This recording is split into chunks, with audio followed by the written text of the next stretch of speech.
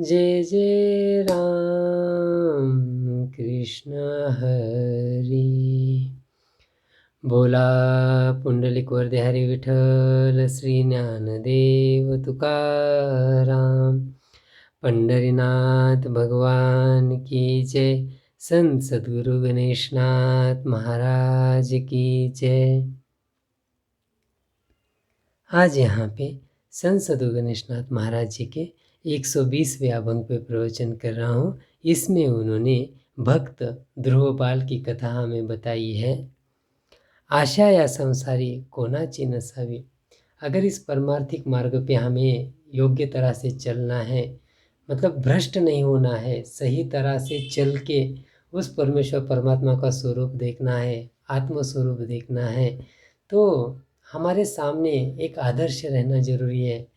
तो हम किसको भी आदर्श मान सकते हैं। मेरे भक्त शिरोमणि हनुमंतराय को, मेरे भक्त प्रहलाद को, मेरे भक्त ध्रुव बाल को हम आदर्श मान सकते हैं, या लेटेस्ट मेरे भगवान गौतम बुद्ध को, भगवान महावीर को, भगवान मतलब मेरे आदि शंकराचार्य जी को, या जिनके प्रति हमारे अंतःकरण में दृढ़ भाव भक्ति है, उनको हम आदर्श मान सकते हैं।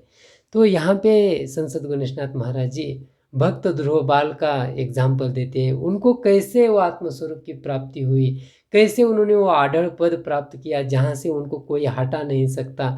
तो वो बताते हुए कहते हैं कि आशा या संसारी कोणाची नसावी। उन्होंने क्या किया कि अंतःकरण में जो एक आशा लग गई थी, यानी कि उस पिताजी के पास बैठना है। एक यहाँ स्टोरी उनकी ऐसी है कि उनके पिताजी का नाम था उत्तमापाद, और उनकी दो माताएं थी, एक थी सुरुचि और एक थी सुनीति। तो सुनीति उनकी मतलब उनकी सगी माता थी, और एक सौतीली माता थी सुरुचि। सुरुचि को लगता था कि उनका जो पुत्र है उत्तम, वही अपने पिताजी के पास बैठे, वही अपने पिताजी के साथ मतलब गपशप करे, बातें करे, ना कि ध्रुव बाल। तो इसलिए वो क्या करती थी कि वारंवार ध्रुव बाल का हेट करती थी, यानी कि तिरस्कार करती थी। उसको लगता था कि ये क्यों यहाँ पे। और राजा उत्तनपाद जो थे, उनकी ये सुरुचि पसंदीदा रानी थी, इसलिए उसका सब कुछ चलता था। और एक दिन ऐसा ही हुआ कि जब मेरे ध्रुव बाल अपने पिताजी के जांगा पे बैठे थे, मांडी के ऊपर बैठे थे, तब ये रानी सुरुचि वहाँ आई और उन्होंने वहाँ से उनको हटाया। तब ध्रुव बाल रोने लगे। तब उनकी माता सुनीति ने कहा कि मत रो, अगर तुम्हें सही में ऐसा आढ़ल पद प्राप्त करना है तो तुम साधना करो। और तभी मेरे नारद महर्षि ने एक उत्तम मार्ग बताया कि वो आढ़ल पद प्राप्त करने का, और उसके लिए उन्होंने दृढ़ निश्चय किया। और तब तक वो तपश्चर्या करते रहे जब तक वो परमेश्वर परमात्मा विष्णु भगवान को वहाँ मतलब आके उनको वो आढ़ल पद नहीं देते। वो दृढ़ निश्चय, इसलिए अगर हमारे अंतकरण में दृढ़ निश्चय है और इस जो माने हुए पद प्रतिष्ठा ये सभी बातें हैं, इनके को हम अंतकरण से नहीं निकालते, तब तक वो पद प्राप्त नहीं होता। तो वैसा मेरे ध्रुव बाल ने किया। ओम नमो भगवते वासुदेवाय, इस मंत्र का ऐसा जाप किया अंतकरण पूर्वक, प्रेम पूर्वक, कि भगवान को आना पड़ा। और फिर आशय संसारी कोणाची नसावी, जीवन मुक्ति पावी कैसे डोळा, तो उनको वो जीवन मुक्ति का अनुभूति हुआ। मतलब वो सच्चिदानंद स्वरूप उनको प्राप्त हो गया। और वो प्राप्त होने के बाद वो बाद में कुछ बचता ही नहीं, क्योंकि ये जो बाकी के जो बातें हैं, सांसारिक बातें, ये हर बात परिवर्तनशील है। आज है कल नहीं रहेगी। कितने राजा इस धरती पे हुए, कितने इस जमीन में गाड़े गए, पता नहीं, काउंटिंग ही नहीं।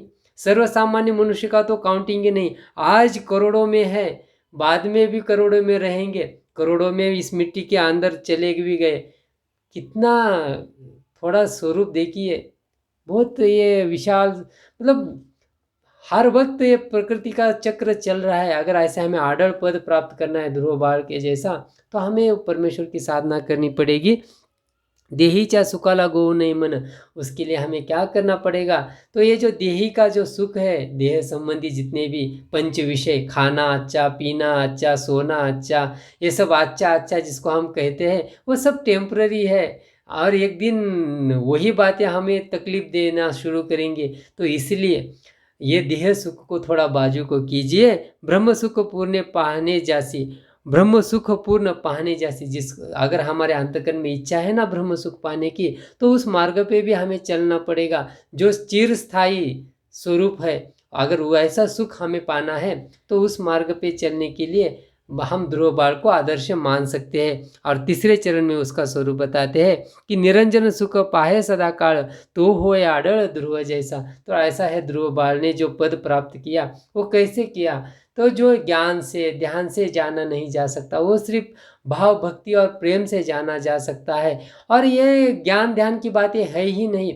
मतलब भूख मुझे लगी, मेरे स्वामी विवेकानंद का भी बहुत अच्छा चिंतन है, वो कहते हैं मुझे भूख लगी, या मेरे आदि शंकराचार्य ने भी यही बात कही है, तो हमें खुद ही खाना पड़ेगा। विवेक चूड़ामणि उनका ग्रंथ है, उसमें वो कहते हैं कि जिस आदमी को भूख लगती है उसी को खाना देना पड़ेगा, तभी उसको संतुष्टि होगी। मुझे भूख लगी और हमने खाना किसी दूसरे को दिया तो मेरे पेट की संतुष्टि कैसी होगी? नहीं होगी। वैसे ही ये आत्मसुख, ज्ञान ध्यान, ये सुनेंगे ठीक है, सुनने तक ओके है, परंतु वो सुनने के बाद जो साधना करनी है वो हमें ही करनी है।